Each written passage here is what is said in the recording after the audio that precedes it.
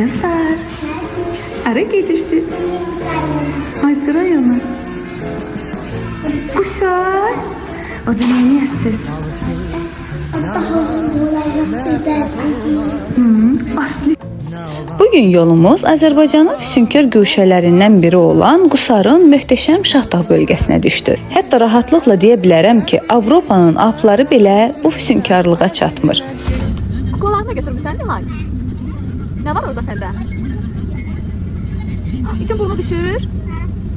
Çekil de bakım görün bacıda ne var. Aha. Yıkabilmişsən onların hamısını. Aferin sənə. Yılda sənin oyuncağın yoxdur. Niye? Bu yerlərə artıq neçə dəfə səfər etmişik.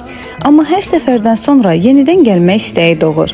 Yay fəslinin olmasına baxmayaraq səfərimizi sərin və yağışlı hava qarşıladı. Yollar boyunca yağan yağış və ətrafı bürüyən yüngül duman bizə tamam başqa bir aləmin qapılarını açırdı. Təbiətin qoynunda yağışın sakitcə pəncərəyə toxunan səsi ilə bu səfər sanki bir nağılın içində irəliləmək kimi idi. Təxminən 3 saatlıq yolculuqdan sonra öncədən sayt üzərindən rezerv etdiyimiz Peak Palace otelinə çatdıq. Adətən yalnız qış aylarında fəaliyyət göstərən Peak Palace bu il ilk dəfədir ki, yay mövsümündə də qapılarını turistlərin üzünə açıb. Otelin ərazisi, xidmət keyfiyyəti və təbiətlə iç-içə olan mənzərəsi yayda bura gəlməyə dəyər etdiyini göstərdi.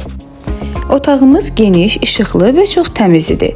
Kofe sevən biri kimi nömrədəki kofe aparatına söz ola bilməz.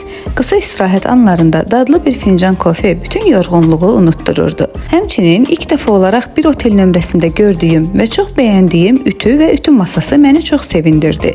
Bu düşünülmüş detallara verilən önəmin gözəl nümunəsidir. Qısası, otaqda qonağın rahatlığı üçün lazım olan hər şey incəliklə düşünülmüşdü. Bu da istirahətin keyfiyyətini qat-qat artırırdı. Gəldiyimiz gün həm yorğunluq, həm də fasiləsiz yağan yağış səbəbindən bütün vaxtımızı otel daxilində keçirtdik.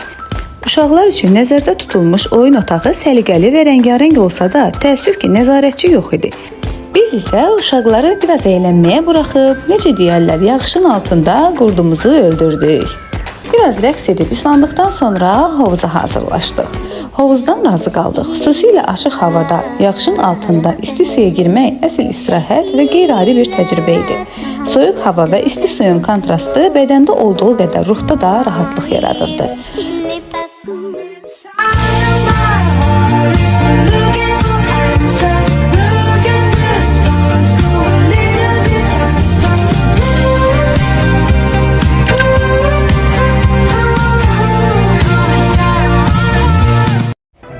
Səhəri isə bol çeşidli, ləzzətli və təmiz səhər yeməyi ilə qarşıladıq.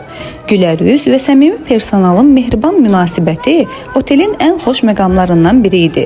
Rahatlıqla deyə bilərəm ki, şəxsi diqqət və münasibət Peak Palace təcrübəsinin ayrılmaz hissəsidir. Yeməyimizi yeyib, xatirə kadrlarımızı da çəkdikdən sonra yolçu yolunda gərək deyib şəlaləyə doğru yollandıq. Şəlalə və ətrafdakı sihirli mənzərələr isə növbəti vloqda sizi gözləyir. Videomuzu bəyəndinizsə, şərh yazıb paylaşmağı unutmayın. Sizin də səyahət xatirələriniz varsa bizimlə bölüşün. Biz artıq növbəti macəralar üçün yollandıq. Bugünlük bu qədər.